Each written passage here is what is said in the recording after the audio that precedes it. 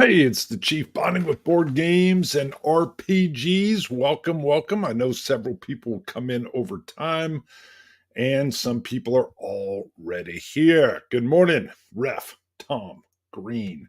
Boom. All right.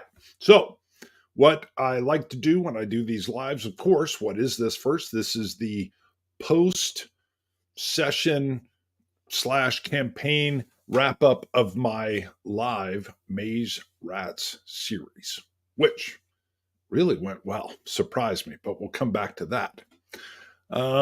Let's see. We will, of course, talk about Maze Rats, Ben Milton.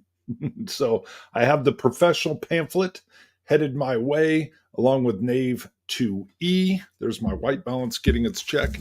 And I've, of course, printed multiple copies. I use this in my in my in-person tabletop West Marches. So that way there's a rule set working around with the people involved. We've got some other comments coming in, and then we'll come back. Unplanned. Well, kind of.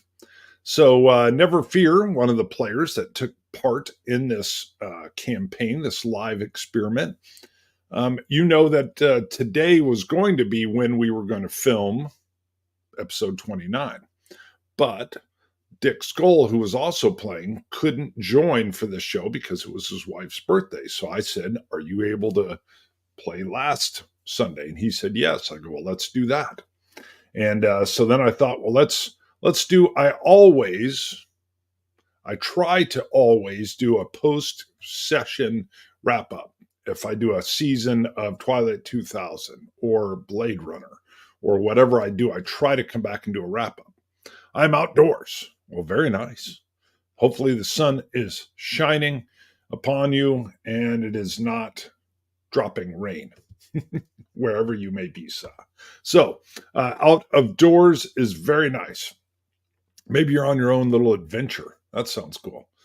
So my Scotch Test Dummies co-host mocks me because I said that starting the whiskey show was a campaign, an adventure, almost a role-playing experience. We were not whiskey experts. What it was our quest to achieve that pinnacle as we went. And he was like, "What are you talking about?" And I said, "That's what we're doing." And over a decade later, I would say we are high-level experts. We picked up XP along the way. So nerdy, so nerdy. He'd be looking at me like, "What?" If you want to see him, he's in my Walking Dead session. He agreed to a session campaign. He agreed to come on there. He's never role-played before. At the end of this, I'll talk about some other stuff I'm working on, which is really cool with my mother. What? All right. So let me see some of the topics we're going to cover, just so folks know that are watching later. And please, please, please, of course, it helps the algorithm, but a lot of these are designed, my stuff I'm going to cover is designed to solicit comments from those watching so that I may improve the live experience, which I want to continue. First thing I'll say, and I'm going to go through these quickly and then I'll loop back to them. Love Maze Rats live. I thought I might do 3. And of course I did 29.5, counting this as 30. But running the actual game, I mean, it came together beautifully. More on that. These are going to be quick touches. Again, we'll circle back. Yes, I want to do another. So I want to use this Maze Rats rule set to do something else. On that, I am going to take a break. It's going to be at least a month. And as I kind of catch up other shows and I'm doing some other things, which we'll talk about, that'll kind of make sense why. On this note, again, we'll circle back to all of this when I do come back, because I do plan to come back and use Maze Rats live again. I think it'll be Maze Rats, not 100%, but probably like 85. Either way, if I come back, in the comments, would you like to keep some of these characters? It could be Maddie from The Watch. It could be something like that. That is the beginning. You know, this campaign started when Chadwick, my character, was expelled from a city. It could be somebody expelled. It could be Maddie deciding he needs to go on some other quest or something.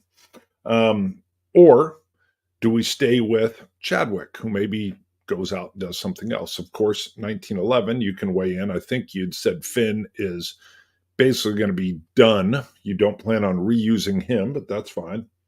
Let's see. The other thing is even if I go, well, I will do another live. The idea that I will probably use Maze Rats again. I've been thinking that I could port. It would take a little bit of work, but I could port this system into a space type setting, or my favorite, a post-apocalyptic type setting. So comments on staying fantasy, maybe going post-apocalyptic, or maybe space. Never fear, I know you don't like, I think it was space or superheroes. I can't remember. So I know personal things may differ.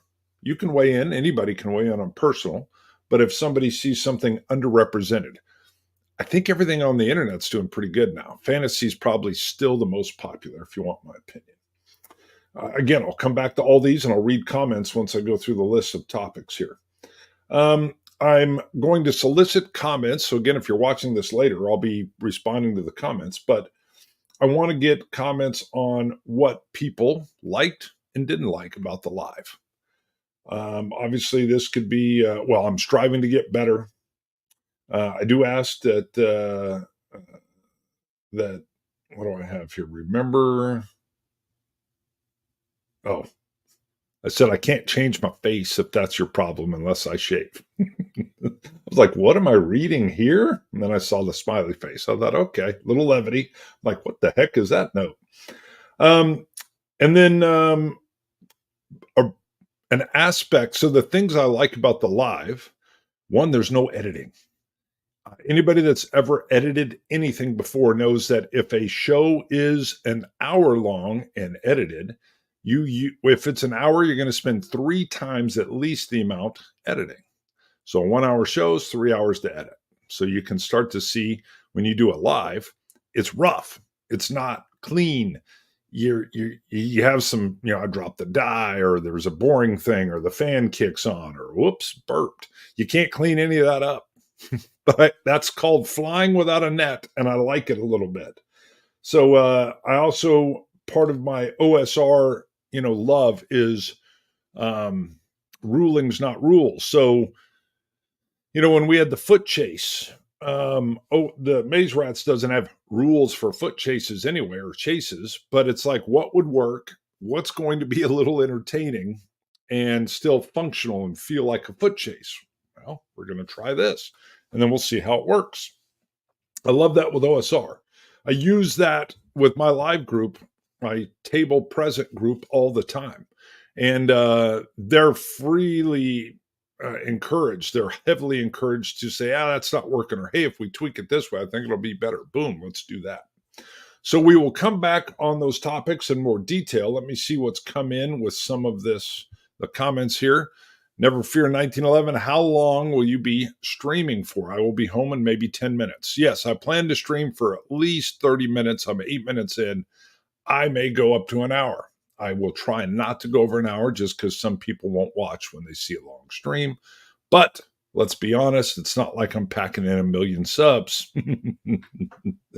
So I get the freedom, which is what I actually enjoy with this show, to do what I want. So I'll go for at least 30 minutes, probably 45, maybe an hour. I will try not to go over an hour. Ref Tom Green, roll percentage dice, 85 or under, you use Maze Rats. I actually like that. I won't do it, but I like it. That's funny. That's perfect. So let's see. Let's cycle back now that some more people have come in. So again, Maze Rats is by Ben Milton. Now here's a funny little quinky-dink. I had a fan tell me, hey, Ben lives in Wichita. I live in Wichita, Kansas. So I was like, what? I didn't know that. And then I found out he was a teacher. I think he's doing game design and his show like full time now, which is good because Knave 2E and all his pamphlets made like $600 and some $1,000. So that allowed him to be creative. The guy is smooth. His shows, I'm a fan of his shows. His shows, Questing Beast, awesome. But a professional pamphlet is coming out. You can see this one costs $4.99 on Drive Through RPG, and then I printed it out in the booklet form. But he's got this format as well. And what's really nice is he designed everything so the whole introduction and playing the game is on one page.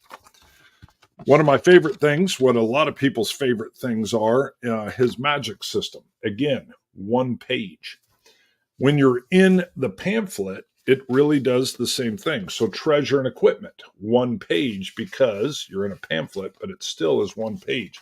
Really limits the amount of flipping you have to do. That was one of his stated goals, character creation. Again, one page, tons of tables, which make Maze Rats a wonderful resource, even if you're not using the rules system. That's why I originally got it. Trevor Duvall, Me, Myself, and Die, great show. Of course, go watch him. Way bigger than me. You probably already know him. He referenced that he used it for quick tables to generate NPCs on the fly. And I thought, I'm always looking for that. $5 pamphlet, great. And then I love different systems, and I was perusing it, and I thought, I love the way this works. And I thought, let me dive deeper into OSR. At the time, I wasn't 100%. Well, I didn't know anything about OSR. I was getting ready to run Twilight 2000 Season 1, my evil character, Kanan Krieg. So, love what Maze Rats did for us. In particular with the live, I just wanted to try it out live so I could interact with Vorpal Bite, Never Fear, anybody else, and to give it a little bit of a boost because Ben Milton was doing his Kickstarter. Now, my show is literally a little bit of a boost, but every boost helps. And then it took off. It became what role-playing does magically for me, and I think for most people. It became its own world. I would be driving, and I can still pay attention to the road, but while I'm doing it, my imagination would be like, man, what's going on in the slums of Windridge, or what are we going to find when we go to track down the tears, the holy tears of Fiona? What's that going to be? And then back to the no net, when I sat down, I knew, I need a list of monks that are part of the Brotherhood of Fiona. So I would have a list ready. DM prep wise, you've got to have like names. Names are real hard, although Ref would help me with names, when they popped up off the top. But I usually had a list of names I could use.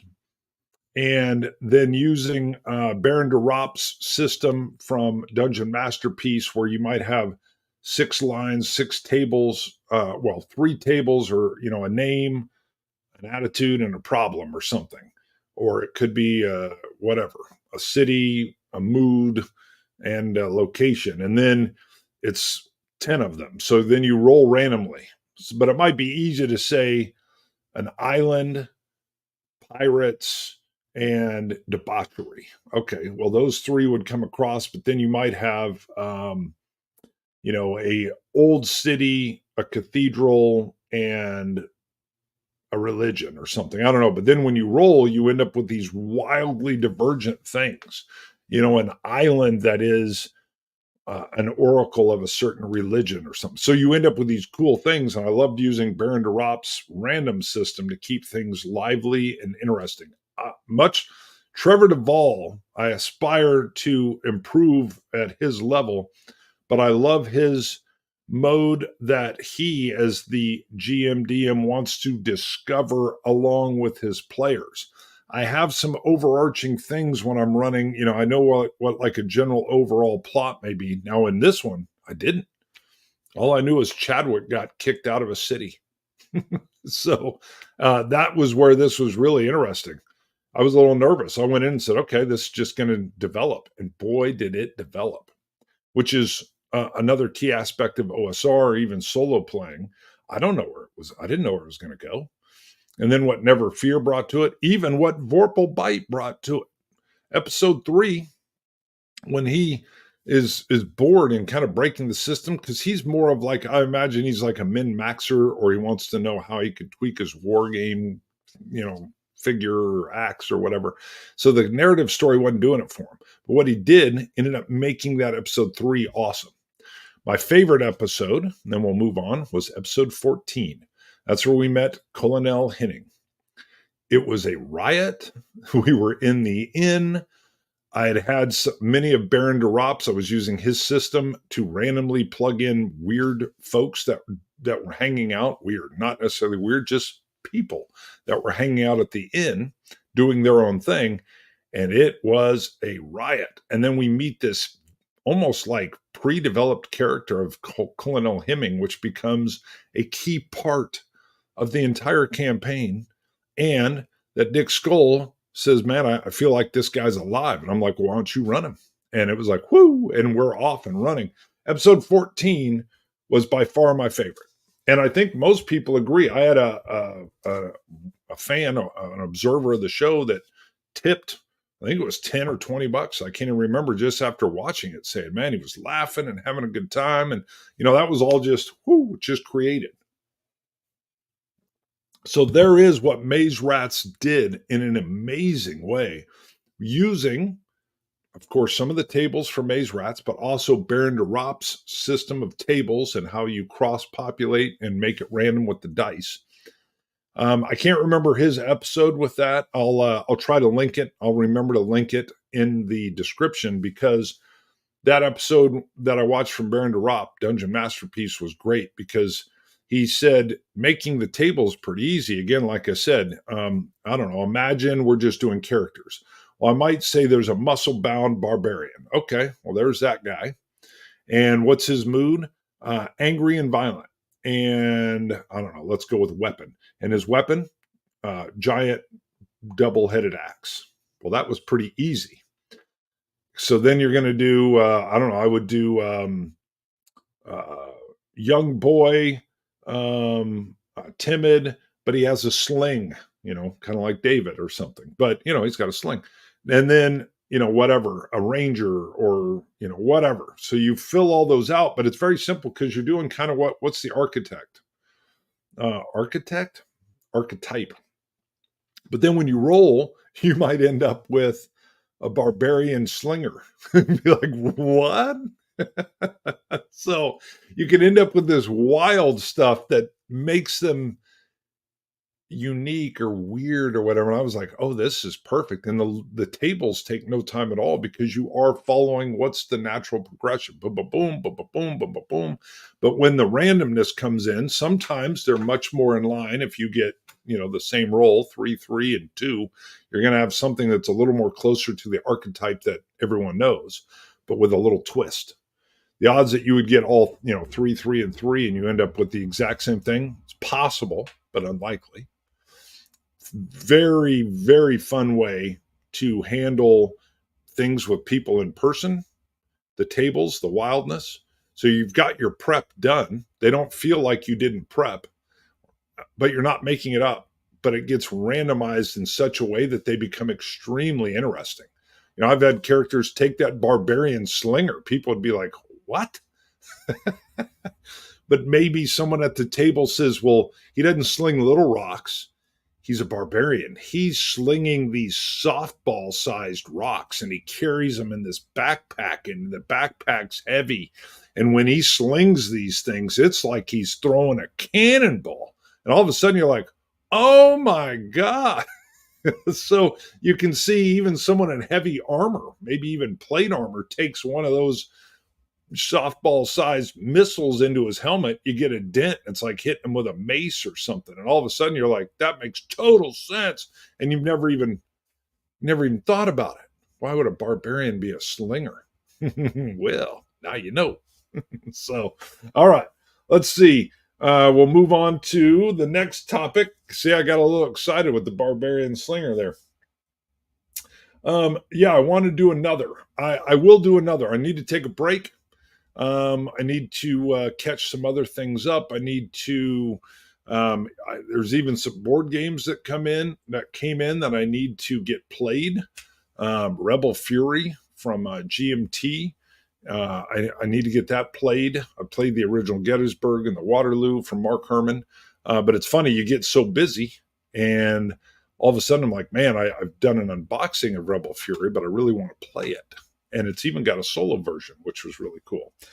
So taking a break allows me to catch up, allows me to keep things fresh. I'll be honest about something else here too. Is I had a 30-year break from role playing. I had like a 1 decade break from board gaming, but role playing I hadn't played since I was in my teens, late teens, 16, 17.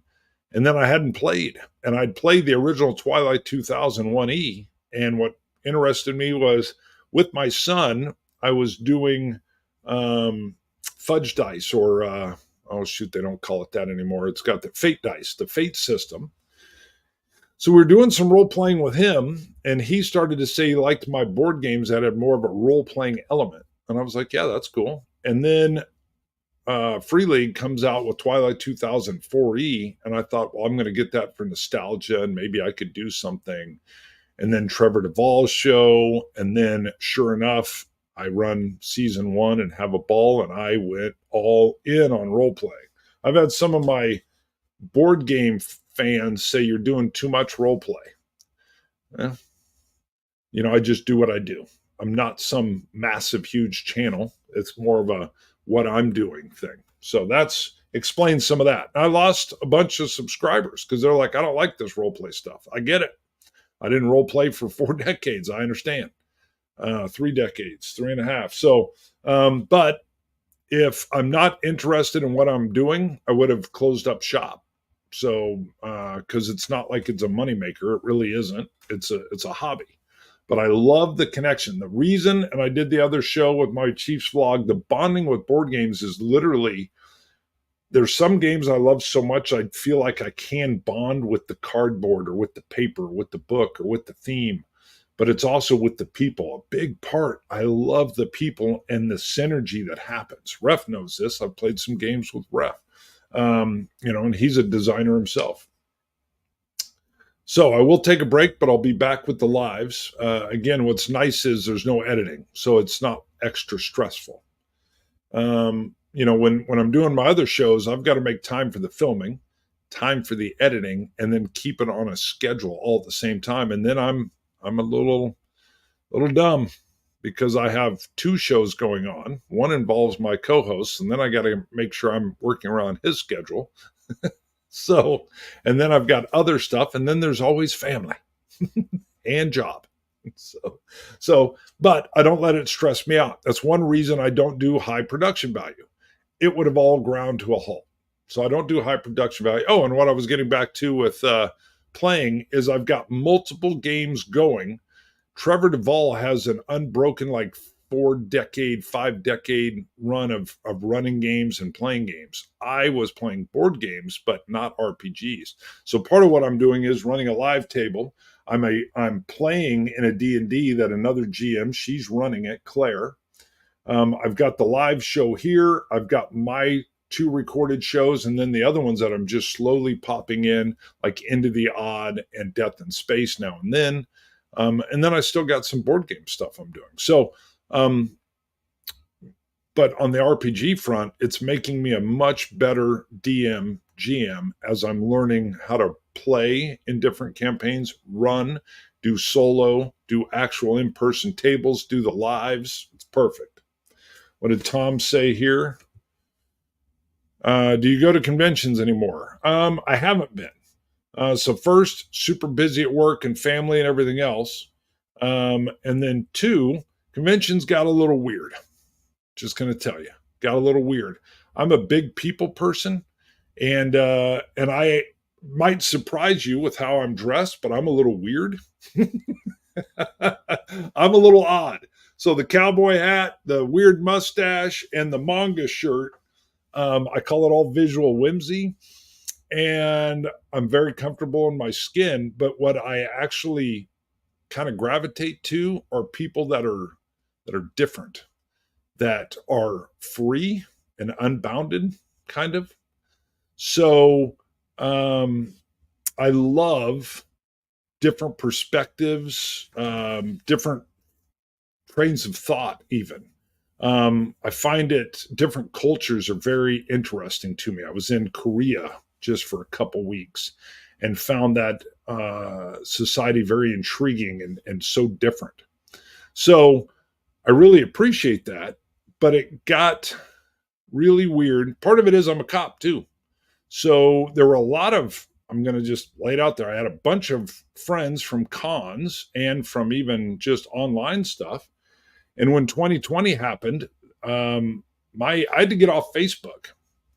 I had people that were sending me stuff like, you should quit your job. And I'm like, what? Or people that had been to my house that had come by. We'd had a great time, and of course I'm in their feed, and they would say, it was all the defund stuff or very anti, and I was like, what? You know me? I mean, that wasn't directed right at me, but it got really weird. Things got odd, and I'm a big like, if I know you, I don't. As long as what you're doing isn't illegal, I don't care what people do or what their personal life is. It doesn't matter to me. Again, it's kind of that libertarian mindset. As long as you're not hurting anyone else, or I'll give you an example. When I first became a cop, I had a pretty good friend who smoked tons and tons of marijuana. Well, I told him, I can't hang out with you, dude. I'm a cop. There's an ethical thing here. I know what you do. But I can't ride around with a car in you, because if God forbid, we got pulled over, I knew he would probably have a bag somewhere or whatever. So I'm like, you do whatever you do. But while I'm doing this, it would be bad for me to hang out with you. And then what was funny was he kind of went so far down the road, and then he called me and said, hey, I quit doing that because it was messing with me a little bit. And I'm like, all right. So that just gives a little bit. That's a deep topic into why I don't go to cons. It was getting weird. So it was getting weird. Um, but like I said, I'm a big, big diversity of thought person, diversity in general. So, but it's funny. My son will come up to me because my wife's Puerto Rican. And Puerto Ricans are, she's done the 23andMe. So she's, Spanish and North African and a bunch of other, Tayano, the Indian. And so my son, of course, is got a whole bunch of German. And then he's got this whole color wheel of everything else. And he was at school, and he said a African-American kid came up and said, what are you? And he said, what are you talking about? And he said, I can't, are you black? Are you mixed? Are you white? And he was like, Dad, I never really thought about it. I'm like, yeah. What'd you tell him? And he said, I'm cafe mocha, which is what his mom calls his skin tone. And I can't say, but he said, the kid said, what the heck? But he didn't really say heck. So it's just funny because my son was like, why is it a big deal? I said, to some people, it's a big deal. To other people, it doesn't matter what your skin tone is. So there you go. Hobbies has had a lot of weird people these days, sadly. There's always been different people, but it was funny. I saw them as my people because they were divergently different, which is me. If you see me on the police department, I've been all these kind of jobs. And sometimes the cops will find out like I'm a board gamer or a role player, and they're like, you play role playing games? And I'm like, no, I love role playing games or board games. And they're all like, what? I'm like, yeah. And the cool thing is, as soon as someone's like, I'm like, well, what are you into? And one person was like hugely into cars. Another one was big into guns. They were reloading. Another one was big into hunting. And I remember that guy said, your hobby's weird. And I go, you hunt, right? He's like, oh yeah, I live it. I love it. I go, you ever put elk urine on yourself? And he was like, yeah. And I'm like, and you think my hobby's weird? What the hell? And he's like, well, you're trying to hide your scent. I'm like, yeah, but you put elk pee on you. That's a weird hobby, dude. And it's funny because he walked away with his brain going, huh, huh.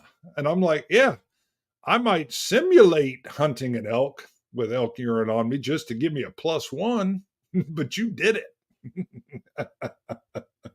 Sorry. Now I'm laughing at that. It was just funny because I think people forget I get what you're doing and it's kind of neat. I've got a buddy that could, if the world apocalypse tomorrow, he would probably live just fine.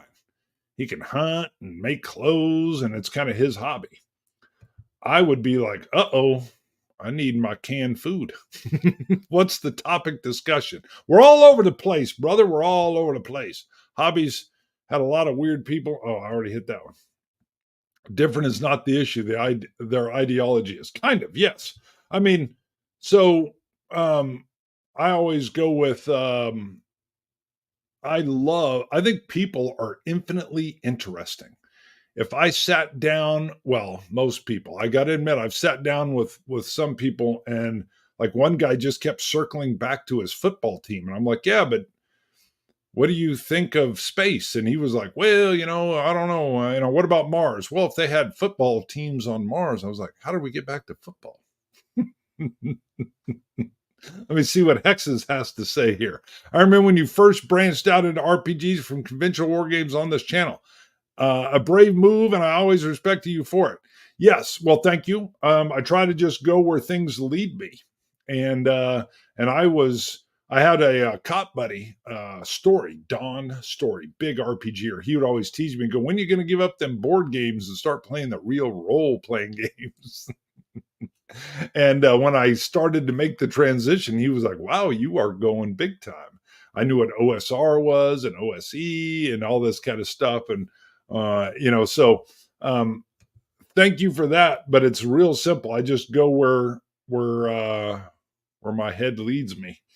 And, I'm always having a good time. I always say, I mean, I've had bad times, but even in the midst of bad times, like basic training, which was pretty rough, I had a good time. And if you can do that, you kind of bring the good with you wherever you go. It's my opinion. Back to this is years ago. It was probably like 2007. I was at a big convention, and there were. I remember it was the topic was up, but I remember seeing this black guy in a sea of white people. But I immediately said, "That's my people." The black guy, my people, because he had this backpack on. It was stuffed with these games. He couldn't get the zipper closed, and I could see like he had a war game in there. And I was like, yeah, and a little heavy. He had his, I think he had a little thing of water. He had his own water. I was like, smart. He's staying hydrated, and he was moving towards a demo, and I just remember thinking, I don't know. In my mind, I thought if you stopped and asked him, don't you feel like you're one of the only quote black people here? I think he would have said, what are you talking about? These are my people. So, and I've done some sports. I work in an African American area, and I will tell you, one of the more sporty black guys I knew, he couldn't believe my nerdiness, and then I've got another good buddy of mine who's African American that said his wife is white, but he called me because he said, hey, when we go to these family reunions, they're playing these board game things on the table, and I knew that was your deal. I don't get it, and he wanted me to like catch him up on what the heck his wife's family was doing. He's like, they seem to be having a good time. But they were telling me, I think it was Catan. I can't remember exactly, but he goes, they were trading stuff, building roads. And I'm like, sounds like Catan. He's like, what are you talking about? He goes, why is it fun to trade pieces of cardboard? I go, it's not cardboard, man. It's wood or it's sheep. What about the robber? He goes, robber.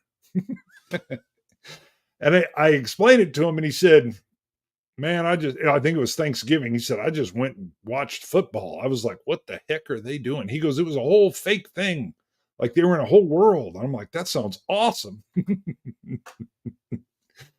And he said, man, I don't get it. Nerdy. So um, my point being, I think if you would have stopped the gentleman, I didn't, and asked him about him being one of the only people with black skin or brown skin, I think he would have said, "What are you talking about?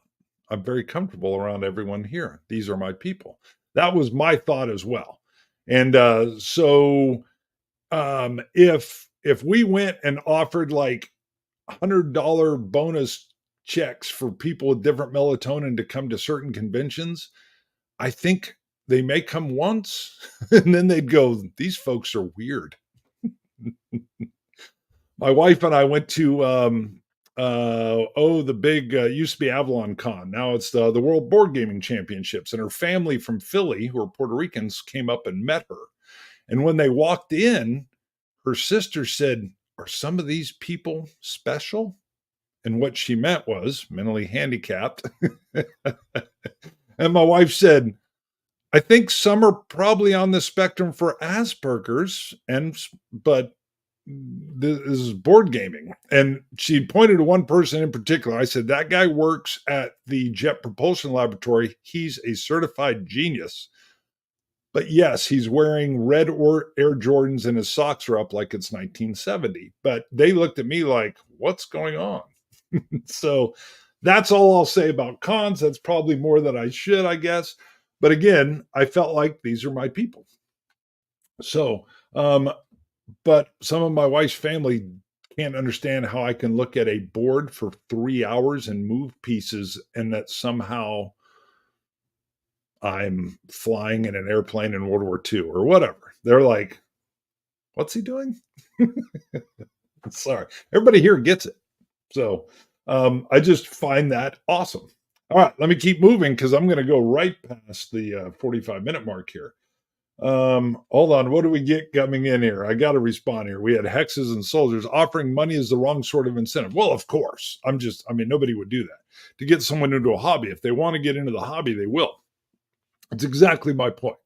What I'm saying is, even if somebody said we have to make this more diverse based on melatonin or whatever, I mean, obviously you could say we need more Hindus. There's not enough Hindus playing board games. To me, all that just seems crazy. I would never want a Hindu bard from attending, but the idea that we don't have enough Hindus would be weird. It's like if a lot of Hindus want to come play, great. If they don't, great. So, my wife's Puerto Rican family think I'm very odd. I heard one of them in Spanish, because I understand a little Spanish, saying, "This is very European." They saw my wall of games and they're like, "Can he play all those?" And I'm like, "Nope." What did you initially discuss? You were showing maze rats on the screen. Who knows? Never fear. I got lost. I went down a rabbit trail. I went down a deep hole. So I don't remember, my friend. We will come back. I did the early wrap through and then we got wrapped up in that. Those are just my opinions. It was so funny though, because it was like 2007. And I felt like if me and that gentleman, I think I don't know. He might have had an engineering patch on his backpack too, some kind of engineer. I just remember thinking he and I have a ton in common. Even if it's not our melatonin, we have a ton in common. So, all right. I had the idea. I can't remember where I was at, but as far as the next live I run, I may use maze rats, but I may run it sci-fi with instead of fantasy. I could do an apocalyptic setting. I could do space. I'm leaning 85% that it'll be right back into the fantasy setting. Why spend the time to reconfigure everything?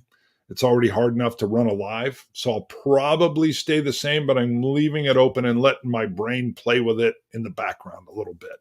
My brain does amazing things in the background. I will be, like I said, I'll be driving. I was in a meeting once, boring meeting. And all of a sudden I was like, ding, ooh, that's a neat idea. And I was off on this idea of I can't remember if it was maze rats, but I think it was what my my live West Marches group was doing. And I thought, So, bunch of random topics. Well, it's around maze rats. I got lost on the convention scene because of this question. Do you go to conventions anymore? The answer was no. That had gotten a little weird. And I'd had a couple people who I'd met at conventions who were friends, good friends. And during 2020, I had to get off Facebook because it seemed like they didn't know who I was anymore. They just knew what I did as a job, and they did not like it. And that was okay. But I had to get off Facebook. I was like, huh. I literally told one person, you know me. We've met. We've hung out. Enough of that. We can do that some other time. All right. I am going to solicit lots and lots of comments, hopefully, from everybody. Please, if you've seen the live Maze Rats show, and it's slowly building too, that's been one of the cool things, is the viewership's going up. Now it's quite the endeavor, 29 hours at least worth of content. But I think it's interesting to see how that story grows. I think it's really part of the charm. It's still a niche inside a niche, maybe inside of another niche. But so comments on likes and dislikes doesn't mean I'm going to do what the people say. It doesn't mean we'll be of the same opinion. I will take all opinions, again, short of you don't like my face. I can't change it unless I shave. And then I don't like my double chin. The beard hides a little bit of the chub right here, just to be honest. But I am striving to get better. The live was a fun exercise in me striving to get better and making rulings rather than looking up rules. I used the chase sequence with Gruznak. We needed to have a foot chase. I've been in real foot chases before, so I know how they work, but I had to quickly, without a rule set, come up with something that was also entertaining and fun to watch. Even when I do Twilight 2000, it is so granular that if I followed the rules exactly, it would be excruciating to watch and painful to play on camera. Or I would have to edit so much that it would probably cease to be something I would want to film anymore. So I use the Mythic emulator sometimes in place of what the rule set in the game does. I'm using the setting, I'm using the dice and player situation or character sheet, but I'm moving it along. Maze Rats is built for that, and I loved it, and it allowed for a lot of fun play. That is it on the comments section. What do we got down here? I've made my feedback known in the past. It is your channel, of course. You don't have to do any of that. No, I know. I like getting all the comments. It also does help the algorithm, quite honestly, but I like hearing the different opinions that come in. Sometimes something will pop in and I'll go, that's smart. I would have never thought of that. Never fear. You've had a lot of cool little things you've come up with. I won't. I'm showing a little bit of lag here, so hopefully I'm not lagging too bad. I can't follow every one of your ideas, but I don't think you even want me to follow all of your ideas. Part of what you're doing is sharing your thoughts. I love it. It's like thinking out loud. And then sometimes we'll gel and I'll go, that is awesome. And then it works. If a rules system is too crunchy, why use that system? Well, because I love Twilight 2000. It's the game I played as a kid. And when it came back, that's what drew my interest. And I wanted to drop back into Poland, back into that system and experience that grit. What I hated with the first game, I was a player, not a GM. We had an M113, right? Yeah. And it took a lot of gas. 80% of what we did was distill fuel. We're always just fuel. What are we doing at fuel? You're out of fuel. What are you doing now? You got bad fuel. I was like, and that actually killed the game. It was a resource. It was like 85% of the time we are just trying to resource. And I get it. That's what the game was about. Food, fuel, food, and then ammo or weapons. And I remember at one point I told our group when I was a kid, ditch this APC, this armored personnel carrier. And they're like, we can't do that. It's our house. And it was our house. It was our mobile house, and it worked really good. And I didn't get it at the time. The group then fell apart. Had I been GMing that, I would have let us have fuel because our GM was following the rules exactly. But God dang, we were always just needing fuel, and it was killing. It killed the session, killed it. Every side quest was fuel. Downtime, fuel. More downtime because we had to wait for the still to finish making the fuel. Then someone stole fuel, and I was like, "Are you kidding me?" So, I will hand wave some of that. Just use the setting then. You've gutted out most of the system. See? Look how you said that. That sounds mean. Gutted. That's what I'm doing, brother. That's what I'm doing. Seems like a bad GM rather than a system issue. I'm not saying it was a system issue. But we were kids and the GM was trying to follow the rules, which we were all trying to follow. But part of it was we were kids. It got boring. The just making fuel and finding, I mean, it was definitely a resource thing, but we weren't doing much else, and it fell apart. So there was a point where I think I even suggested, why don't you just say that our still is really good and it makes double the fuel? And he was like, but it doesn't. I'm like, well, my guy is a genius and he figured out how to optimize the still and it makes double the fuel. And he goes, your guy's kind of dumb. I was like, okay. So, but he was GMing it, and I appreciated it. He'd read all the rules. I had not. Let me see what your comment is, and then I'll go on to the next question. I kind of wanted to try my own solo run of Twilight 2000 following the rules. Do it. Absolutely. Do it. That's the beauty. If you're not filming it, you can dial into the crunch and really work off the ammo and work off the movement. My other thing that kind of killed me with the rules is it's a very crunchy tactical system. My favorite wargaming style is tactical war games. And tactical war games, I'm not an expert, but I'm very, very fluent with tactical war game systems, and they do it really well. Really, really well.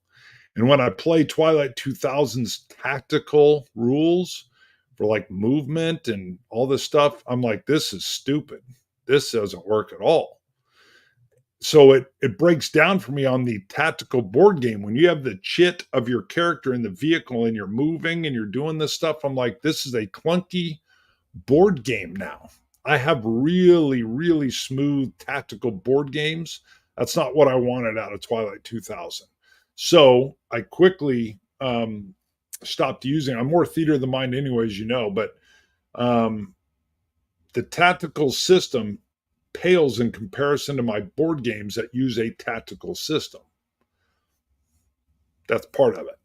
So from my board game side, I know where it's deficient, and in my mind it's deficient on the tactical board game side. So I want to have the tactical feel on the role playing without having to, if someone's shooting at me, I need to do this and move this character. And then I'm like, nah, just come on. I'm looking for cover, the trees near me. I don't mind the maps, but I can envision what's going on. I have a problem. I played so many tactical board games that I'll be driving around on patrol and I'll see like a little knoll and I'll be like, ooh, that knoll. And I was a medic in a light infantry unit.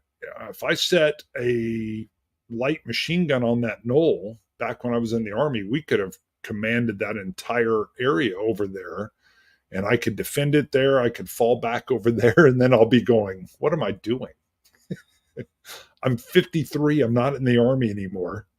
But I realized I could defend that entire section with that 15-foot rise. and then you don't speak those out loud like I'm doing now because people be like, "You're weird, man. You're weird." I'll be like, "Yeah, I'm weird." All right. All right. Back to the last segment on maze rats. The thing that was most fun was that we were playing without a net. Never fear. There was no net. If anything, you were my slight net because you would be like, "Hey, roll on the table." I'm forgetting what it's called, and I don't have my sheet here. Roll on the events table to see who it affects, who's that random event going to affect. So you were a bit of my net. Thank you. And that's where the gamers were awesome. The other thing that was awesome was no editing. Every once in a while, I'd start to feel overwhelmed, but then I would realize, oh, the live is fine. I don't have to edit it. I just got to be there for the 1 hour ish time frame, and then it's posted. I have to do a thumbnail probably or something, but there's no editing, so it kept it very manageable. And then the players, all right, Never Fear being one of them, kept things alive as well with their brains, because it would be like, what was the name of the abbot of the brothers of Saint Fiona? And he would be like, Frogar. And I'd be like, God dang, how did you remember that? What was the name of the bad monk that was working for Balthazar? I'm forgetting it. He'll know it. He'll throw it in the comments.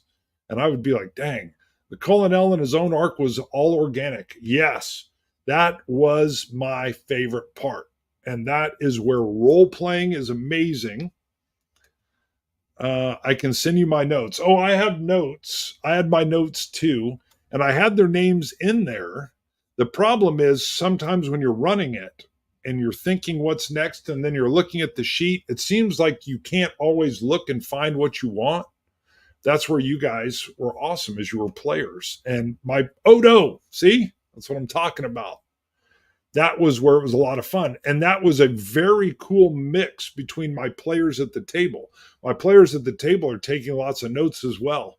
And every once in a while, I'll be like the young girl with the village tribe, and they'll be like, "Oh, the daughter of the chieftain or the granddaughter." I'll be like, "Yes," and they'll throw me the name. I have the notes, but I have a lot of notes. They only have specific things.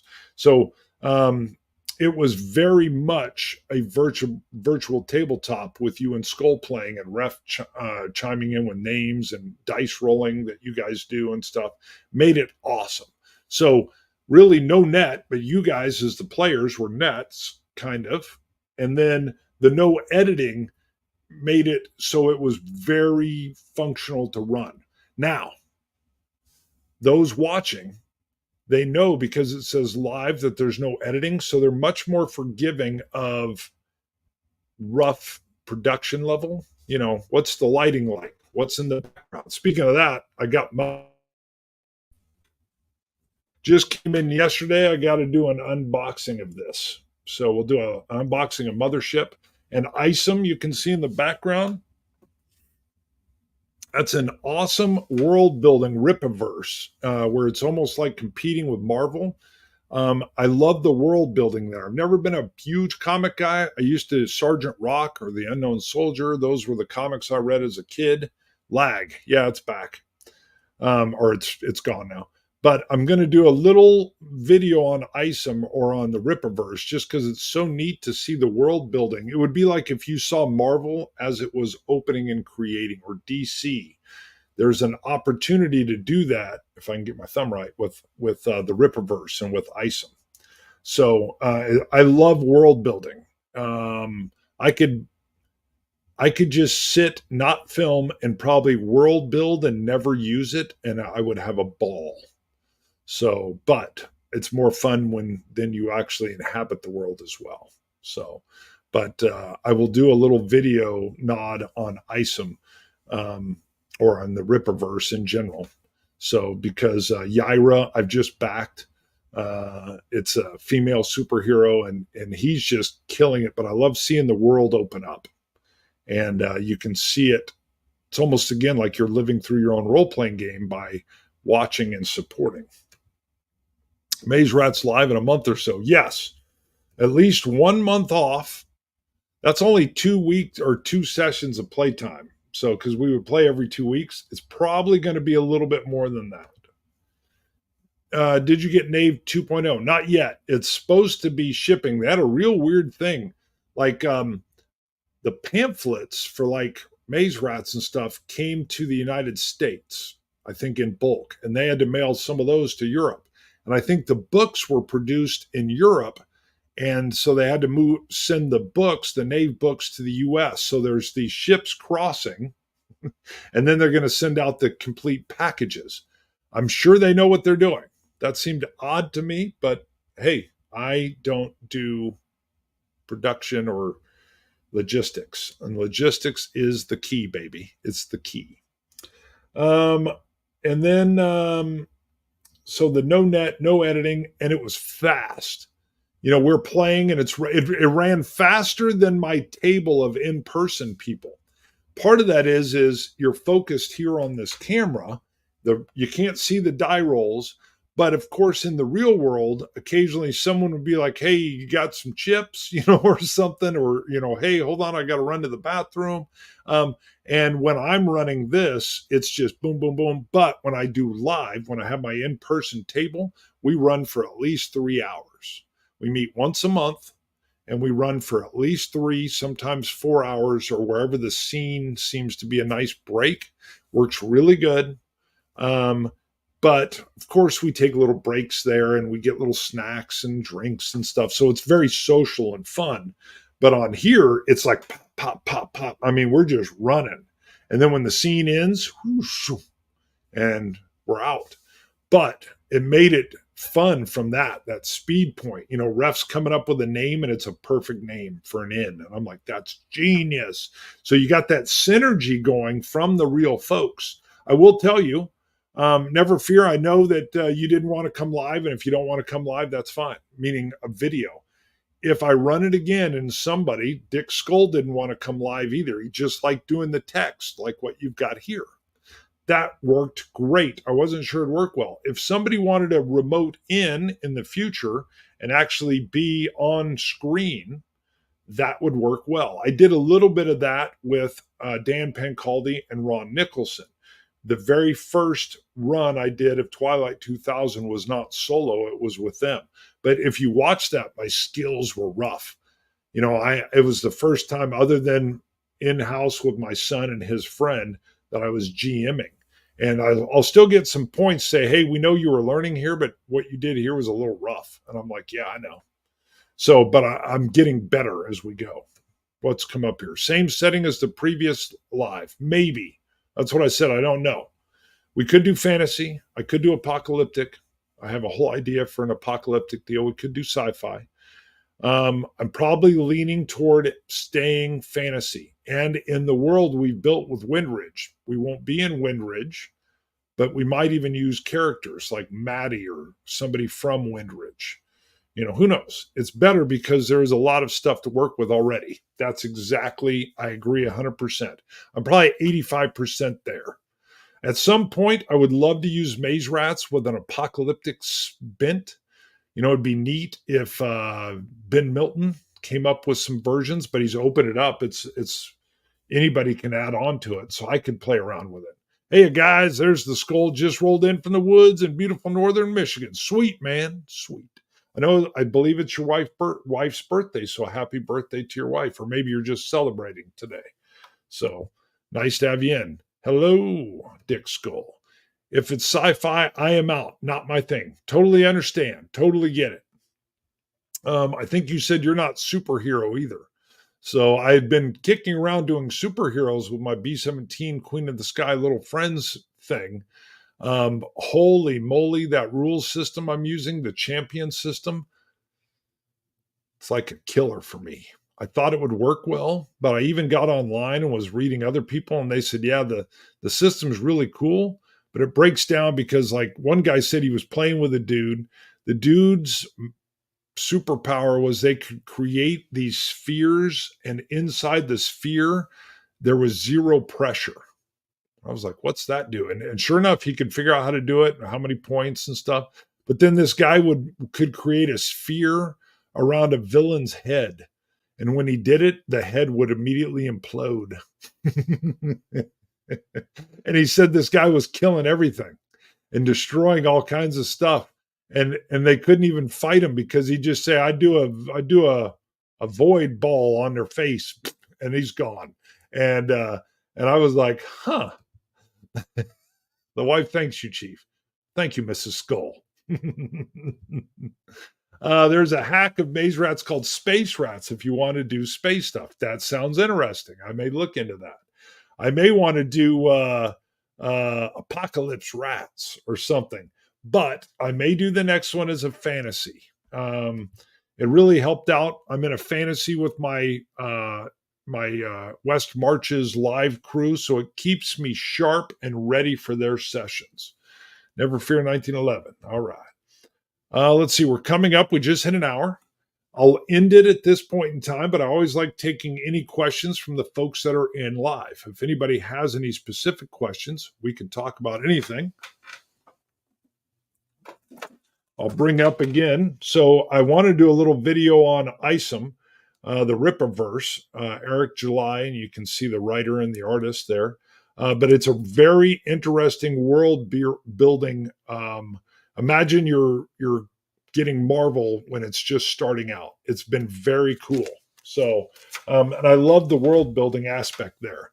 They've got, what is it? Bloodruth. And what's really cool is what I know. I had a partner on the street, a police officer who was huge into Marvel comics. And one thing he had pointed out was as a kid, you could get all these different like genres, much like you can with role-playing inside comics. You could have like a true crime comic. You could have a noir detective comic. You could have just superhero, tight Spider-Man. But that kind of went off to the side. Well, this Bloodruth from the Rippaverse is going to be like an occult type deal. And then the one I liked in Isom #2, they had this character called Gooding. They call him a polymorph, but he can do kind of anything, but he seems like he's this genius. He doesn't have any superpowers, at least that they've shown, but I love his technology, and he puts out fires. He's a fireman or something. I don't know. That character speaks to me already, and that's going to be the next one they're going to produce after Yaira, who's this female Norwegian-looking ice. She can shoot ice or something, and she flies. But it's really cool to see the world building. What else we got here? I like all the pulpy genres, post-apoc, supers, sci-fi, fantasy, etc. Very cool. Maybe try some sort of Lovecraftian game. Yeah, that could work. I also have Vazen from Free League. Oh, a real cool side thing is, so I won't go into all of it, but my mom, who's 81, who liked to act when she was in high school and stuff, her husband, my stepdad, had an accident, was in the hospital, and there was a lot of stress. And I was having lunch with her, and she brought up how when she was a kid in Chicago, her bicycle was her freedom. And when she was 10, she would bicycle all over and go places where her parents didn't even think she was at. And it reminded me of Tales from the Loop. And I mentioned it to her. And I said, I want to spend more time with you. And would you be interested? I know this is probably not in your realm of every thought about, but would you want to try playing this role-playing game where you're kids on bicycles and there's mysteries and you're solving them? And she says, that sounds kind of interesting. And I said, it's set in the 80s. And she goes, oh, I don't know if I'd like that. She was working on her master's in the 80s. And I'm like, do you want to give it a try? And I had a digital copy, and I showed her to her, and she goes, yeah. So I'm going to be trying Tales from the Loop with my mom. Now, she didn't want to film it. She goes, I don't want to be on your show, though. And I said, that's fine. What I will do is an unboxing when I get the games. Free League is going to send them to me. And I'll do little updates on how it's going with mom. And she did say that if it goes really well, maybe she'll come and talk about it on the show. I had her on my whiskey show once when she was like 71, and it was really good. She tried a little whiskey. Call of Cthulhu, Delta Green, very cool. Call of Cthulhu is great. Yeah, I don't know that genre as much, but yeah, World War II comics, Western comics. Yeah. I have the World War II stories or whatever. It's in my other room. I even thought about uh, doing that, but I've got so much with The Walking Dead, which is going great with my buddy. Um, Blade Runner was great. I love that character. Twilight 2000's good. I'll probably work in. I love World War II, and I know so much about World War II. I would love to work in, and it's using the Mutant Year Zero engine. But then I also love Mutant Year Zero, and I would love to play that. So many games, not enough time. Read Lovecraft's work to get a feel for it. Yeah, I know some of it. I've actually played board games based on Lovecraftian stuff. I should read some. One of a kind of horror writer. Yes. Oh yeah, I know who he is, and like I said, I've played some Cthulhu games, board games. So we're going to call it here, just so people are willing to tune in later. Thank you, everybody for being on. Skull, thank you for playing. Never Fear, thank you for playing. This was an unbelievable experience. The Maze Rats live was unbelievable. As far as the world that developed and how Mythic helped everything click in together, and it gave us this great story that had a climax at the end that was just, I was attached to the colonel. And thank you, Ref. The colonel was amazing. Good times. Hey, Ref. All right. So we'll wind it up there. This is kind of like a catch up, not just the show, but a little bit about the show. Please put your comments in on anything and everything. Doesn't mean I'll do them or follow them, but I want to get all those tips. You can tell me you hate the stash. Tell me you love the cowboy hat, but you hate the manga. Chief, hold on. We got one more. All of us were attached to the colon. I know. That's what makes role playing so amazing. He became real. God, I loved it. Loved it. All right, Chief, bonding with board games and RPGs. See you, folks. Bye. Now we got to